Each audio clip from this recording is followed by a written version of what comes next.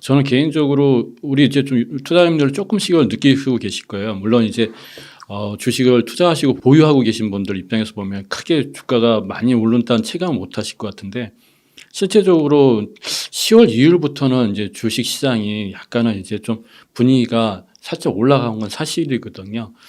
그래서 뭐 이 장세가 지금 이제 12월로 이제 접어드는데 12월까지 갈 것이냐 말 것이냐 이런 얘기도 많이 하시는데 당분간은 분위기는 좀 좋지 않을까라는 생각이 듭니다. 왜냐하면 지금 이제 미 기준금리가 4%지 않습니까? 네. 4%인데 그 인플레이션, 즉 물가와 관련되어 가지고 이미 이제 잡히는 증세가 나타나고 있고 사실은 4%라고 하지만 체감은 6%, 7% 정도의 그 느낌을 받고 있잖아요. 전 세계가 다 아우성이잖아요. 그러니까 미국도 거기서 자유로울 수가 없습니다. 그러다 보니까 이제 지표가 이제 패드는 지표를 보고 하지 실물 경제를 가지고 이야기하지 않거든요. 근데 지표 같은 경우 후행성이기 때문에 그게 이제 서서히 나타나기 시작하고 있죠. 그다음에 비테크 같은 경우 보면 고용 구조 조정도 엄청나게 많이 하고 있잖아요. 네. 예, 그러한 것들이 내년에는 크게 나타날 거라고 봅니다. 그러다 보면 우리가 이제 그동안 기대했던 정책 전환이라는 어떠한 그런 것들이 서서히 나타날 것 같고 거기에 대해서 조금씩 이제 얘기가 나오고 있죠. 그다음에 한국은행도 그동안 0.5% 올렸던 거를 0.25로 해가지고 금리를 올렸습니다. 그래서 지금 현재 3.25가 돼 있죠. 이런 것도 보면은 미국의 일방적인 걸로 따라가는 게 아니라 우리나라도 어느 정도 조절할 수 있는 역량이 발생하기 시작했다 이렇게 보시면 될 것 같아요. 그래서 네. 올해 연말 그다음에 내년에는 분명한 건 내년에는 실물 경기는 매우 어려울 겁니다. 예. 왜냐하면 금리가 좀 높지 않아요.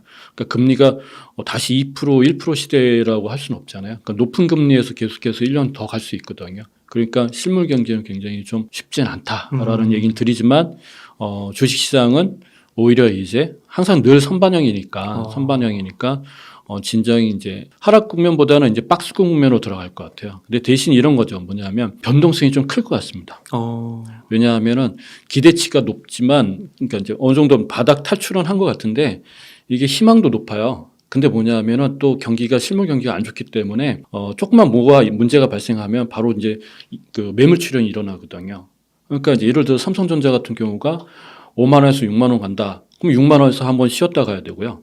또 7만 원 되면 7만 원 쉬었다 가고 그게 뭐냐 하면 이제 6만 원대 사신 분도 7만 원대 사신 분도 8만 원대 사신 분 9만 원대 사신 분 10만 원대 사신 분들이 계속해서 주식을 내다 팔 확률이 높거든요. 그러다 보니까 희망도 있지만 파는 물량도 있기 때문에 경제가 회복되지가 않았기 때문에 이렇게 변동성은 이렇게 커지지 않을까 싶습니다. 그게 이제 어느 정도 줄어드는 시점이 잠잠하는 시점이 좀 몇 년 걸릴 텐데 내년에는 아마 그래도 저점을 높여가면서 올라가지 않을까 이런 생각이 듭니다. 예. 네. 그러면은 저희가 저점이 한 2100선 정도라고 한다고 하면 그걸 더 뚫고 막 내려가는 위기는 없을까요? 내려갈 수도 있죠. 어. 내려갈 수도 있는데 근데 제 생각에는 거기서 멈출 것 같아요. 예, 박스권 그러니까 이게 이렇게 내려가더라도 다시 이렇게 올랐잖아요. 그러면 다시 여기로 멈추거나 거기서 왔다 갔다 하지 않을까 지지를 받고 그다음 다시 올라갔다가 또 받고 이렇게 박스권은 이루어질 확률이 높고요. 그다음에 개별 주식으로는 뭐 이런 식으로 올라갈 확률이 높겠죠. 예. 물론 기업마다 다르지만. 예. 그래서 현재 우리가 겪었던 저점은 사실상 그 저점이 굉장히 높아요. 굉장히 낮게 떨어져 있어요. 예를 들어서 미국 주식도 그렇고 한국 주식도 그렇고 말이 그 뭐 30% 지수가 30%지 개별 기업으로 보면은 3, 40%지 개별 기업으로 보면 70% 많이 빠졌잖아요. 미국도 많이 빠졌잖아요. 그죠? 그래서 지수 저점이 의미가 있는 것 같지는 않아요. 지수 저점은 뭐 예를 들어서 애플이라든가 미국의 애플, 우리나라의 삼성전자 이런 대형주들이 잡아주고 있기 때문에 이게 지수가 지금 버티는 거지. 그 외의 기업들 하나 면면이 보면은 역사상 그러니까 10년 내에 그 주가를 보면요. 대부분 10년 전이 아니면 코로나 4, 5년 전으로 다 돌아가 있는 거거든요. 대표적인 그런 대형주를 빼고 생각하면 그렇죠. 정말 지수로 많이 잡고 떨어진 있는 거군요. 걸 빼고 얘기하면 그렇죠. 진짜 많이 떨어진 거군요. 그렇죠. 그래서 제 생각에는 지수를 볼 게 아니라 기업의 주가들을 봐야 되지 않을까. 그래서 최근에 이제 네이버, 카카오라든가 아니면 저쪽에 미국의 뭐 넷플릭스라든가 그 뭐죠? 페이스북이나 엔비디아 같은 것들도 테슬라도 많이 빠지고. 그렇죠. 네. 테슬라는 최근에 빠졌지만은 엔비디아라든가 얘는 100달러까지 갔다 거의 100달러에 갔다가 지금 160달러로 올랐거든요. 그럼 100달러 사신 분은 60%의 수익이 발생하는 거잖아요. 그렇죠.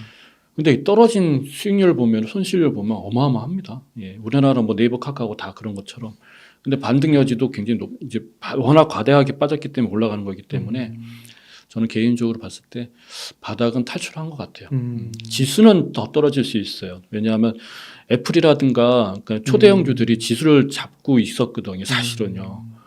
사실은 지수를 잡고 있어 방어하기 위해서 있었는데 얘네들이 힘이 좀 빠질 수도 있거든요. 근데 밑에 애들은 그래도 요즘 분위기가 그러거든요.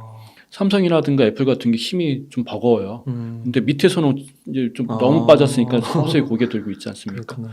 예, 그런 것들. 뭐 2차 전지 같은 경우도 마찬가지입니다. 2차 전지도 요번 한 해 또 하반기에 굉장히 힘을 많이 발휘해줘 지수를 잡아줬는데 이런 것들이 조정 국면 들어가면 지수는 또 빠질 수도 있겠죠. 예. 그러니까 그런 대표적인 대형주들은 좀 덜 빠지고 좀 이렇게 지지를 해줬는데 어차피 이미 그 다른 애들은 이미 많이 빠져가지고 거의 바닥까지 걔는 빠졌기 때문에 더 빠질 때도 네, 사실 없는 사실은 거고 없을 것 같아요. 더 나빠질 리가 거의 없는 거고 그렇게 보면 어떻게 보면 좀 투자를 하는데 좀 편해질 수도 있겠네요, 확실히. 새로 시작하신 분들 입장에서는 저는 개인적으로 내년 실물 경기는 내년 되게 안 좋지만 앞으로 2, 3년 동안은 모든 자산 가치가 그 바닥에 있는 상황이잖아요. 예, 그래서 2, 3년은 정말로 제 개인적으로 봤을 때 10년 주기로 보면 그 1차가 있고 첫 번째 기어 있고 두 번째가 기어 있는데 첫 번째가 뭐냐면 이제 코로나 때처럼 갑작스럽게 경기 고점에서 붕괴될 때가 1차고 2차는 뭐냐면 유동성이 어쨌든 경기 다시 살려나니까 유동성 장세가 일어나고 나서 그 거품을 좀 줄여야 되는 상황에서 발생되는 요즘 상황 이게 2차거든요. 그러면 10년을 보고 본다 그러면 지금이 어떻게 보면은 기회가 될 수가 있죠. 네. 모든 자산에 저는 그렇게 생각합니다. 물론 이제 급하게 막 할 문제는 아니고요. 찬찬히 하셔도 되는데 제 생각에는 뭐 리스크는 많이 빠지고 있다라고 보시면 될 것 같아요. 그러면 장기적으로는 이제 뭐 3,300을 뚫고 3,500, 3,600, 4,000 이렇게 갈 수도 있는데 장기적으로는 그렇죠. 그래 장기적으로는. 뭐. 그러면 아까 박스권을 얘기해 주셨잖아요. 박스권의 상단은 혹시 어느 정도로 저희가 생각해 볼 수 있을까요? 그건 쉽지 않을 것 같아요. 상단을 정해놓고 그런 얘기가 좀 어려울 것 같아요. 왜냐하면 내년에 이제 현재 상황에서 실적 발표라는 게 있기 때문에 매출이 그렇게 좋을 리가 없지 않습니까? 그렇죠. 그러다 보니까 상단을 정해놓고 얘기하기에는 좀 쉽진 않을 것 같습니다. 그래서 아까 말씀드린 대로 변동성이 심한 이유가 바로 그런 현상이다 되지 않을까 싶어요. 하지만 내년이나 내후년 들어가면 내년 하반기부터는 전체적으로 금리 인하 쪽으로 간다는 게 거의 뭐 맞아요. 분위기이지 않습니까? 그러면 이제 금리 인하가 되게 되면은 기업들 같은 경우는 인하 자체가 뭐냐면은 현재 상황의 비용을 기업은 내년이나 내후년을 위해서 준비를 이미 하고 있는 기업들이 많지 않습니까? 금리 인상과 소비 그 감소 때문에. 근데 그걸 뭘로 대표적으로 많이 하냐면 구조조정을 많이 해요. 그래서 그거를 1년치, 2년치를 딱 계산해가지고 뭐 이런 얘기 들으면 죄송한데 구조조정이 기업 입장에서는 그 현 상황을 탈출할 수 있는 아주 그 방법 중에 하나이기 때문에 그 다음에 또 현금도 마련되어 있기 때문에 그런데다 금리가 인하가 된다면 그건 이익 구조로 갈 수밖에 없지 않습니까? 그래서 하반기는 주가가 그래서 우리 얘기하는 성장주들이 그동안 힘들었던 성장주들이 내년 하반기부터 올라간다는 얘기 그 얘기가. 예. 그래서 자꾸만 실물 경기하고 상관없이 금리야 좀 제발 좀 내려라 뭐 이런 얘기가 그 얘기가 반영됐다 보셔야죠. 실제로 그 미국의 그 어떤 주식들 이렇게 보니까 대량 해고를 했는데 주가가 며칠부터 오르더라고요. 막 올라오죠. 예. 그게 이제 그런 겁니다. 그게 이제 그 선반영을 하는 거고 그게 이제 비용이 이제 적어지면서 매출로 이어지니까 이익으로 이어지니까 그걸 선반영한다.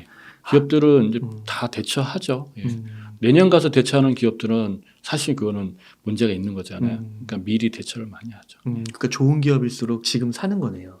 그렇죠. 투자자들은. 네, 투자자 입장에서. 나중에는 이제 확 몰릴 수가 있으니까 그렇죠. 좋은 자산일수록. 바이오 쪽에 이제 삼성 바이오로직 같은 것도 보면은 플러스 난 것도 있고요. 사실 마이너스 안 난 것만 해도 다행이잖아요. 대한민국 주식은 그죠? 근데 일반적으로 보니까 수익률이 되게 플러스 난 건 별로 없는데 그래도 제로 포인트에서 왔다 갔다 했다. 그러니까 선방한 거죠, 사실은. 선방한 거죠. 내년에는 얘네들이 아마 좀 더 올해의 연장선이 되지 않을까 싶고요. 그 다음에 주식시장 외에 이제 또 봐야 될 시장이 있죠. 뭐냐면 채권 시장이죠. 요즘에 이제 채권이 이제 부각이 되고 있는데요. 지금 이제 채권이라는 게 재미난 게 뭐냐면 그러니까 경제는요 이런 게 있다고 합니다. 뭐냐면 경제를 선반영하는 게 주식이라고 하잖아요. 근데 주식을 선반영하는 게 채권 시장이라고 하더라고요. 왜 그러냐? 그럴 수밖에 없는 것 같아요. 그 기업의 어떤 그 활동을 하려면은 돈이 있어야 되잖아요. 근데 투자라는 건 뭐냐면은 확실한 증거가 없거나 어떤 팩트가 없으면 하실 수가 없습니다. 그죠? 근데 회사를 창업을 하던 회사를 하시려면은 이자를 주면서까지 돈을 어떻게든 끌어와가지고 그거를 가지고 긍정적인 효과를 만들어내야지만 투자자가 나타나는 거거든요. 그러니까 항상 보면은 채권 시장이 우선이 되고 그 다음에 주식 시장이 우선이 되고 그 다음이 되고 주식 시장이 다음이 뭐냐면은 이제 경제 지표가 되고 그 다음 경제 지표 다음이 뭐냐면 실물 경기인 부동산 시장으로 넘어오고 이렇게 네 단계로 간대요. 네. 그게 뭐 일리가 맞는 것 같지 않습니까? 그죠? 그러니까 지금 채권 가격이 굉장히 많이 떨어져 있습니다. 반대로 뭐냐면 채권 수익률이 높다는 얘기잖아요. 그 얘기는 뭐냐면 시장 상황에 대해서 채권에 대해서 뒤로 물러나 있는 채권 투자자들이 많았는데 최근에 채권 수익률이 떨어진다는 채권 가격이 올라간다는 얘기인데 채권 가격이 올라간다는 얘기는 뭐냐면 매수세가 붙었다는 얘기거든요. 그러니까 주식 투자자도 예의주시하게 보는 게 중장기 채권 특히 국채 가격이 올라가는 걸 굉장히 예의주시 보고 있습니다. 걔가 올라간다는 건 뭐냐 하면은 이제는 우리도 투자도 해도 되지 않을까라는 거거든요. 그러다 보니까 최근에 보면 금리가 미국 4% 되고 우리나라 3.2 올리면서 보니까 우리나라 국채나 미국 국채들이 이렇게 가격들이 살살 이렇게 올라가더라고요. 예, 올라가고 있습니다. 추세가 이렇게 올라가고. 그래서 우리나라 사람들 진짜 대단합니다. 우리나라 서학개미 대단하거든요. 미국 20년물짜리 ETF 벌써 레버리지인가 3배짜리인가 2배짜리 벌써 또 시작하셨더라고요. 네. 어떻게 찾으셔가지고 대단합니다. 그런 것들이 수익률이 좀 내년에는 좀 나지 않을까. 국채 수익률이. 왜냐하면 국채 가격이 올라간 다음에 그 다음에 돈이 이제 위험자산으로 들어오는 거기 때문에 그것들이 두 개가 잘 맞아떨어지고 시간이 지나서는 경제가 잘 활성화된 모습을 변하기 때문에 내년에는 우리가 채권에 대해서도 봐야 되지 않을까 싶습니다. 그러니까 단기 채권은 이제 다른 문제고요. 제가 말씀드린 거는 채권 투자를 하시려면 시세 차익인데 그거는 중장기 채권을 보셔야 된다 보시면 됩니다. 그러니까 앞으로 좀 금리가 인하되고 떨어질 거라 예상을 하니까 이제 채권에 그렇죠. 투자를 하는 거군요. 그렇죠. 네. 채권은 여러 가지 해석을 공부 차원에 보면 여러 가지가 있거든요. 채권에 이제 지금같이 말씀드리는 어떠한 그러한 것들이 있고요. 또 하나는 뭐냐 금리를 가지고 하는 이야기가 있는데 또 세 번째는 뭐냐 하면은 채권을 사고 팔고 했을 때의 시점이 뭐냐에 따라서 경기가 좋냐 나쁘냐에 따른 그런 것도 있거든요. 그래서 채권이 사실 주식보다는 조금 더 어려운데 그러나 재미는 있어요. 공부하시는데. 그리고 또 주식을 투자하시는 데 있어 가지고 좀 더 방향타를 잡는다 그러면은 채권 공부를 좀 해보시면 좋을 것 같아요. 채권하고 주식은 이제 성장주, 그 테크주, 기술주, 그리고 필수 소비재, 헬스케어 이런 정도로 적절하게 한번 공부하시면서 담아가시면 좋을 것 같네요. 부동산 같은 경우는 주식은 이렇게 주가는 조금 이렇게 뭐 박스권을 그리면서 우상향을 할 수도 있는 거고, 근데 경기는 안 좋은 거고. 부동산은 앞으로 어떻게 될 거라고 좀 보세요? 그 책에 부동산도 써주셨잖아요. 예, 근데 제가 부동산 전문가는 아닌데 이제 주식 투자자들 같은 경우는 돈을 갖고 생각을 하는 사람들이잖아요. 그러니까 이렇게 보시면 될 것 같아요. 간단하게 말씀드리면 이렇습니다. 우리도 이제 우리 가게도 마찬가지로 금융 자산이 있고 부동산 자산이 있잖아요. 근데 지금은 뭐냐면 경기가 안 좋다 보니까 소비를 줄이는 것도 한계가 있지만 있는 자산을 좀 쓰면서 지금 버텨야 되거든요. 그 대표적으로 금융 자산을 먼저 갖고 하잖아요. 그러니까 부득이하게 주식을 내다 파는 거예요. 안 팔아도 되는데. 근데 이제 이것이 어느 정도 한계가 되고 이것들이 다 빠져나간다 그러면 결국 손을 댈 수밖에 없는 건 또 부동산 자산으로 갈 수밖에 없거든요. 그러니까 부동산이 마지막 부류로 우리 보지 않습니까? 기업들도 다 아마 그럴 거예요. 안전자산 개념을 보게 되면. 근데 이제 내가 소득이 높아지지 않고 소득은 정체되거나 아니면은 감소가 된다 그러면은 결국은 여파는 부동산한테 올 수밖에 없다고 생각되거든요. 그럼 가게는 결정을 하는 순간이 발생하게 되겠죠. 그러다 보니까 뭐 급하게 내놓은 매물도 있을 거고 또 중요한 건 뭐냐면 또 부동산 자체 시장을 보게 되면 금리가 워낙 높지 않습니까? 그러니까 이제 부동산을 하는 이제 사업 주체들이 시행사들이 뭐 잘 안 하려고 하는 거고 그렇죠. 하고 있는 것도 터지기 일부 직전이지 않습니까? 또 그 다음에 은행은 하고 싶으신 분들 이제 내 집 마련하고 싶으신 분들은 당연히 지금 안 하죠. 그렇지 않습니까? 그러니까 가격 하라면 모르겠는데 어려움은 우리가 1년 동안의 주식시장에서 어려운 어떤 느낌, 그 감정 있잖아요. 네. 그 감정이 내년에는 나타나지 않을까, 아. 감정상. 아. 물론 안 파시면 상관없어요. 안 파시면 상관없는데 버티시는데 조금 올해 주식 투자를 통해서 느꼈던 그 불편한 감정이 부동산에서도 나타날 수 그렇게 있죠. 얘기해 주시니까 다 와닿네요. 그 감정으로 1년 동안 고생이 심했으니까. 그렇죠, 우리가. 예.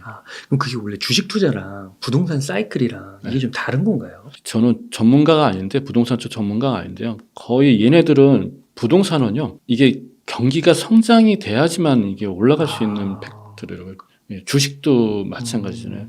근데 얘네들 두 개는 항상 같이 움직이는데 부동산이 조금 더 그런 부분에 대해서 좀 밀접한 것 같아요. 네. 그러니까 소득이 확실히 늘고 그렇죠. 그래야 사는 거고 네.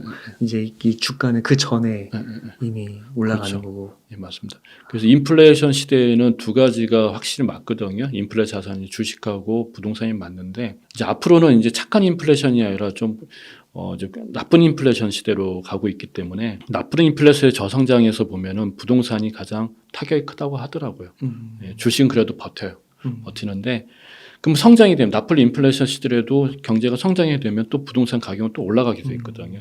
그래서 이렇게 얘기하더라고요. 착한 인플레이션 시대와 나쁜 인플레이션 시대가 있고 성장이 있고 성장이 안 되고 이렇게 봤을 때 4분면을 봤을 때 부동산이 제일 여기 우리가 지금 나쁜 인플레이션이고 성장이 다 낮잖아요. 여기가 가장 취약하다고 하대요. 예. 근데 이제 성장이 되면 물론 여기도 올라가겠지만 부동산 가격도 올라갑니다. 올라가는데 지금은 예, 좀 그렇지 않을까? 그러니까 이게 경제 전문가들이 내년에 경기 침체가 온다고 얘기를 하잖아요. 그 경기 침체가 오는 거를 이미 주식시장은 반영을 했다고. 이미 반영했죠. 예. 이미 반영해서 확 떨어진 거고. 예. 이미 뭐 기업들은 다 구조조정 시작하고 예, 다 하지 않습니까? 예. 근데 이제 현금 보유하고 예. 근데 이제 부동산 같은 경우는 말씀해 주신 대로 맨 마지막까지 이제 버티는 게 그게 최고의 어떻게 보루 같은 자산인데 경기 침체가 왔을 때 이제 힘들 거 아니에요. 그 사람들이 이제 그러다가 이제 버티다 이제 그렇죠. 경기 침체가 깊어지면 그때 이제 그 약간 늦겠네요, 확실히. 그러니까 주식은 기업의 입장에서 봐야 되고 부동산은 개인의 입장에서 보는 게 맞는 것 같아요. 그러네요. 그러다 보니까 이제 주식 시장은 기업들은 이제 이 상황은 플랜 B를 마련했기 때문에 경기가 안 좋을 걸 미리 알고 이제 모든 걸 준비해놨기 때문에 금리가 떨어진다고 하거나 아니면은 뭐 원자재 가격이 떨어진다 그러면 어쨌든 간에 얘네들은 뭐 마이너스는 아니라도 0의 제로 베이스로 유지할 수 있다는 자체만으로도 이건 성공적인 거잖아요. 경기가 안 좋을 때. 그렇죠. 예. 그렇기 때문에 그런 부분이 있지 않을까 싶습니다. 네. 그래서 부동산을 좀 가지고 계시고 자산이 좀 많으신 분들은 조금 마음의 준비와 그렇죠. 그다음에 지금도 사실 뭐 힘드시겠지만 그렇죠. 좀 버티시면 또 우리 부동산도 어차피 경제 성장이 되면 다 올라가지 않습니까? 예. 그래서 현금 흐름 이런 것들을 다시 한번 좀 점검해 보시면 네, 좋겠네요. 점검하실 필요가 있죠. 그러면 아까 앞서서 주식으로 다시 좀 넘어와서요. 성장주를 좀 말씀해 주셨는데 그 우리나라에서 보통 그 많은 전문가분들이 이제 반도체나 2차 전지가 다음번에 주도주가 될 거라고 이런 얘기를 하시더라고요. 예, 예. 거기는 좀 어떻게 생각하세요? 저도 동의를 합니다. 이 반도체하고 2차 전지는 이제 필수 중에 필수잖아요. 그러니까 지금 보면은 이 어려운 시국에도 2차 전지들이 선방하고 있잖아요. 예, 왜냐하면 자동차 업계에서는 지금 배터리가 많이 필요하니까. 그러니까 이제 그 공급에 대한 문제가 발생하다 보니까 그리고 또 재미난 건 뭐냐면 공장을 짓는다 그러면 주가가 6%씩 올라요. 요즘에 그런 추세잖아요. 그러니까 이거 보면은 앞으로 경제에 대한 희망도 있고 그다음에 2차 전지가 갖고 있는 어떠한 그 어떠한 반도체만큼은 아닐 것 같아요. 반도체만큼은 아닌데 필수로서 가는 것 같아요. 하지만 사실 좀 요즘에 많이 올랐어요. 그러니까 예, 이거 그렇죠. 어떻게 해야 되는지 좀 그러니까 많이 올랐기 때문에 이게 또 우리 경험해 보셨잖아요. 주구장창 올라가는 법은 없지 않습니까? 항상 그죠? 그래서 만약에 2차 전지를 매수를 하고 싶으시다 그러면은 늘 항상 보면은 주식시장은 조정은 오게 마련인 것 같아요. 예. 그래서 그동안 쭉 올라갔으니까 하락하시면은 그때 반도체 팩트만 있는 게 아니라 내가 뭐 2차 전지도 가져가야겠다. 그러면 그렇게 한번 가져가시는 것도 나쁘지 않을까 싶습니다. 그러니까 우리가 스마트카에서 영원한 테마는 반도체, 그 다음에 그 자율주행, 그 다음에 에너지 저장 장치 아닐까 싶고요. 그 다음에 또 하나는 에너지 원이 되지 않을까. 그 다음에 그 안에서 움직이는 여러 가지의 어떤 컨텐츠 이런 것들이 아닐까 싶습니다. 예. 그래서 2차 전지는 진짜 너무 많이 올라서 포가 100이 넘더라고요. 지금 좀 사실 과한 건 과하죠. 예. 그 테슬라 때도 저희가 경험을 해본 게 그렇죠. 테슬라도 막 100 넘어갈 때 싸다 막 이런 식으로 얘기했는데 결국에는 한 1년, 2년 지나니까 지금처럼 이렇게 되잖아요. 그러니까 조심하셔야 될 게 올해의 이슈가 될 수도 있어요. 아, 올해 이슈주가 될 수도 있다는 얘기죠. 왜냐하면은 지금 미인주도 없고 테마주도 뭐 별로 없잖아요. 그야말로 급등주밖에 없는 거고 유일하게 얘만 지금 2차 전지만 살아 있는 거잖아요. 그러니까 제 생각에 올해는 잘 왔지만 내년에는 좀 조정을 좀 있지 않을까 싶습니다. 왜냐하면 다른 애들이 또 잘해줬어요. 사실 이거 지수로 보면 2차 전지는 지수 방어하는데 굉장히 잘 해준 것 같아요. 이제 체력이 좀 약해지겠죠. 예. 그러니까 삼성전자 같은 경우도 막 9만 얼마 할 때 다 4차 산업혁명 시대의 주도주로 앞으로 15만 전자 막 갈 거다고 얘기했는데 고점에 사니까 힘들잖아요. 이게 떨어지니까 1년 반 동안 떨어지니까 너무 힘든 것 같아요. 근데 이제 긍정적인 건 뭐냐면 2차 전지 같은 경우는 우리가 차트 분석으로 보면은 정고점을 돌파했을 때는 괜찮다고 하거든요. 아, 좀 예. 더 가는 거군요. 예, 예. 그래서 포스코 케미칼도 정고점 뚫을 때 더 많이 올랐고 그다음에 또 하나가 뭐냐면 LG 에너지 솔루션 공모주 출신이잖아요, 걔가. 근데 걔 다른 거 다 밑바닥이지만 뚫었죠. 그렇죠. 거의 60만 원의 공모주 그날 그 상장한 날 어마어마하게 올랐다가 30만 원대 갔다가 지금 그걸 뚫어버렸잖아요. 이거는 U자형으로 봤을 때는 굉장히 좋은 거라고 봅니다. 좋은 거라고 보기 때문에 추가적으로 상승률은 매우 높은데 이제 여기까지 올라오는데 힘이 많이 들었으니까 상단에서 조정받으면서 이제 저점을 높여가는 걸로 가지 않을까. 근데 지금처럼 이렇게 급하게 올라온 건 아마 이제부터는 없을 거예요. 그럼 2차 전지에서 좀 싼 거 있잖아요. 뭐 LG 엔솔보다는 삼성 SDI 뭐 이런 쪽으로 해서 좀 저렴한 거를 담는 건 어떻게 생각하세요? 나쁘지 않죠. 나쁘지 않은데 사실 저렴한 거 많이 없어요. 없어요? 많이도 그렇구나. 비싸져가지고 대표님의 관점에서는 이제 그렇게 잘들 하고 있으니까 2차 전지는 어쨌든 간에 조정은 있을지언정 우상향하는 건 맞습니다. 그러니까 이제 천천히 매수하셔도 될 것 같아요. 천천히 조정 받을 때마다. 예. 테슬라도 괜찮을까요? 테슬라는 이거는 이제 많은 얘기들이 있는데 저는 테슬라의 펀더멘탈의 문제는 없다고 생각하는데 워낙 일론 머스크가 본인이 주식을 매도하는 지 않았습니까? 그러니까 이제 대주주가 저러고 있는데 개인 투자자들이 하고 싶은 마음이 안 날 수도 있잖아요. 매수를 안 할 수도 있잖아요. 또 본인이 그렇게 하면 공매도세 붙을 수밖에 없어요. 왜냐하면 공개적으로 저거는 주식을 내다 팔아야 된다 그러면 공매도세는 지금 찬스 아니겠습니까?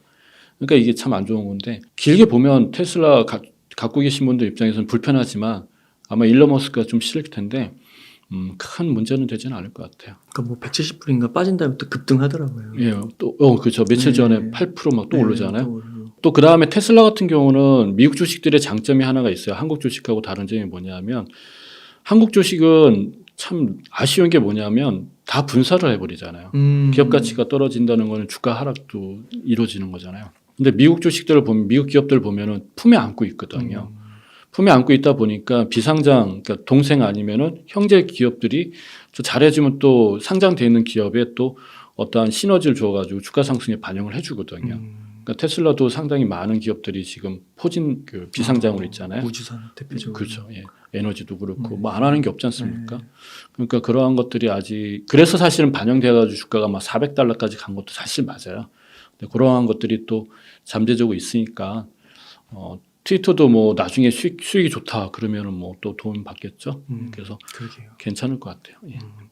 그 혹시 애플과 테슬라를 좀 비교해서요.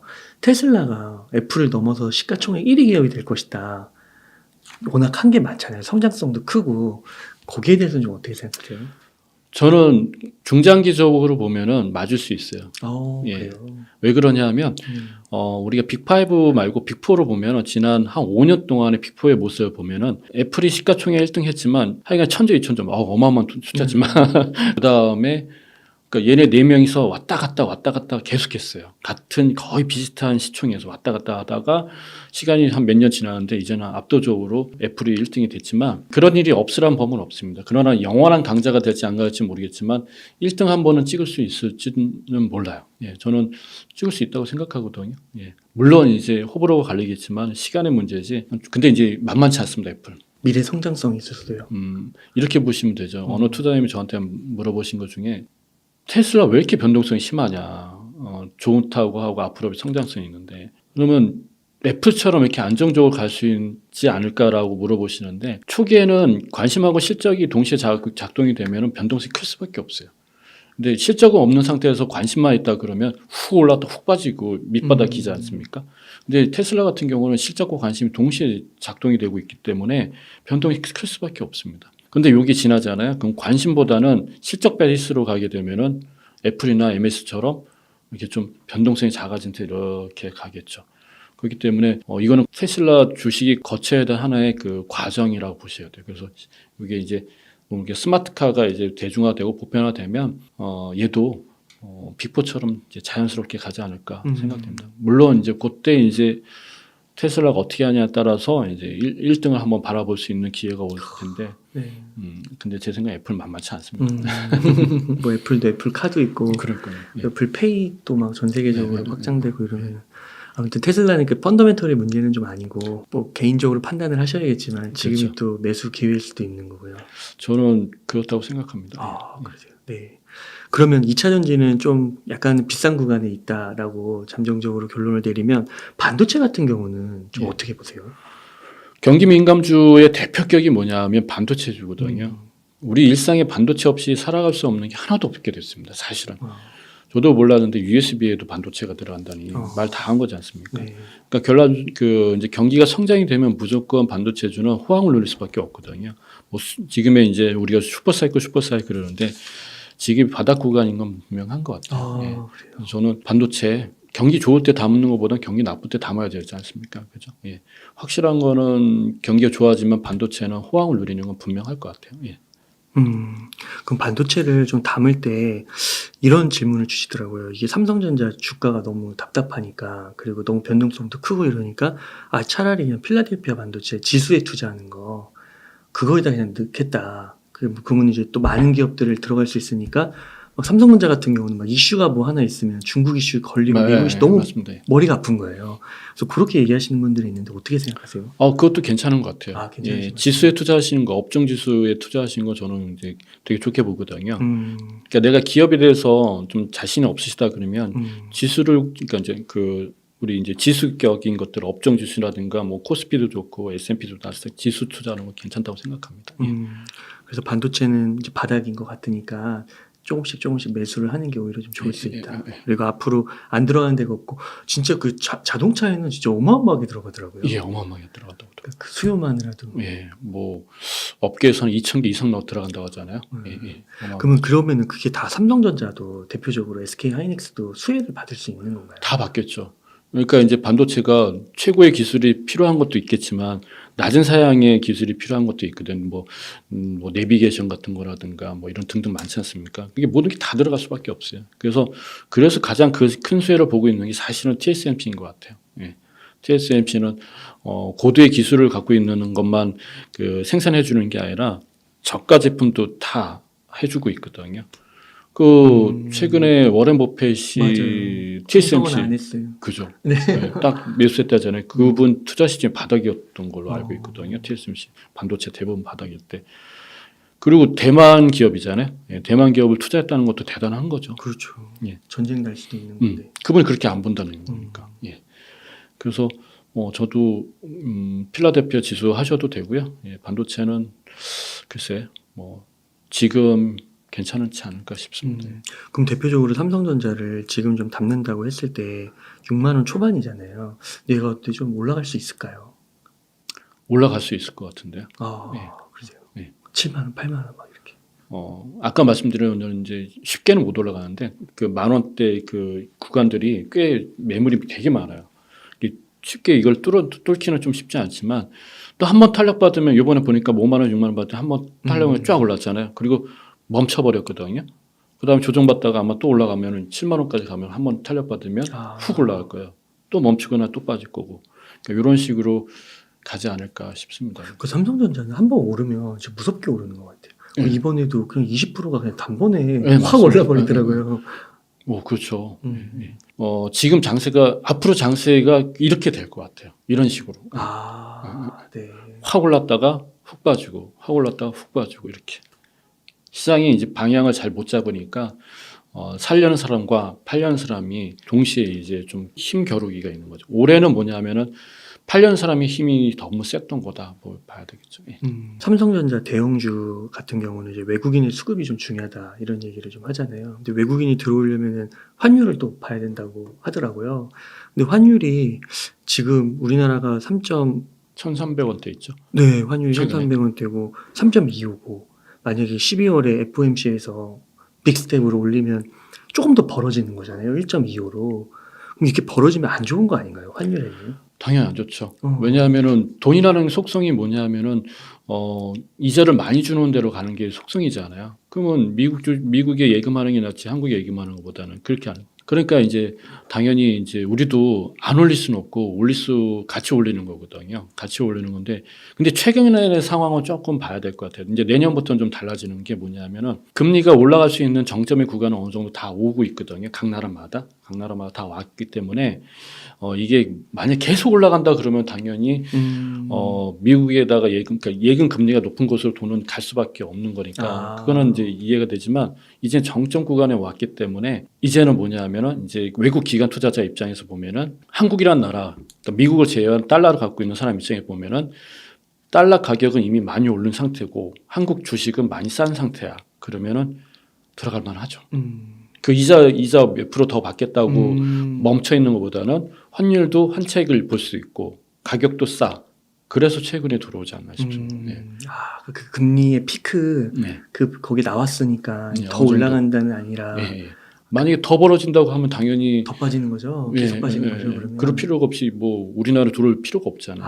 근데 정점에 어느 정도 다들 있으니까 또 환율도 많이 오른 상태니까 달러 보유자들 입장에서 보면은 매력 있잖아요. 이 환차익이 발생하잖아요.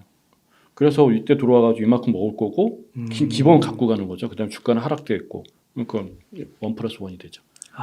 그러니까 이게 0.25 차이가 더 벌어지는 거긴 하지만 저희는 베이비 스텝을 했으니까 그렇지만 이제 그 말씀하신 대로 피크라는 걸 알고 있는 상태에서는 더 큰 수익률 이 0.25만큼을 어떻게 보면 비용 지불을 하더라도 더 큰 걸 얻을 수 있다면 그렇죠. 들어온다 이거죠. 그래서 돈이라는 게 그런 거니까. 그러니까 그동안 1년은 뭐냐면 그냥 계속 금리를 올리는데 미국의 속도가 워낙 빠르다 보니까 당연히 그 그러니까 우리 투자자 입장에서도 쉽지가 않죠. 외국 그 기관 투자자는 계속 뺄 수밖에 없는 거겠죠. 그렇게 되는 그러니까 삼성전자의 어떠한 펀더멘탈보다 또 대한민국 펀더멘탈보다는 저희 나라는 그러니까 주식이라는 것 같아요. 이게 수급의 문제인 것 같아요. 수급으로 철저히 움직이는 거지. 대한민국 이미 선진국이기 때문에 펀더멘탈하고 얘기하기에는 이게 안 맞아 떨어지잖아요. 그렇지 않습니까? 맞아요. 그러니까 삼성전자나 여러 가지 기업들 다 좋다고 하는데 2차 전지만 가는 것도 이상하죠. 그죠? 말이 안 되지 않습니까? 그러니까 이게 외국 기관 투자자의 수급 문제지 우리나라의 펀더멘탈 문제로 얘기하기에는 좀 우리나라 주식시장은 좀 맞지 않다. 이렇게 봐셔야 될 것 같아요. 네. 예, 대표님 이렇게 해서 전반적으로 좀 정리해 주시고 우리나라의 다음 그 주도주가 될 가능성이 높은 반도체와 2차 전지까지 이렇게 좀 정리해 주셔서 감사드리고 혹시 그 대표님께서 또 따로 이것 말고 또 좀 좋게 보시는 그런 게 혹시 있으실까요?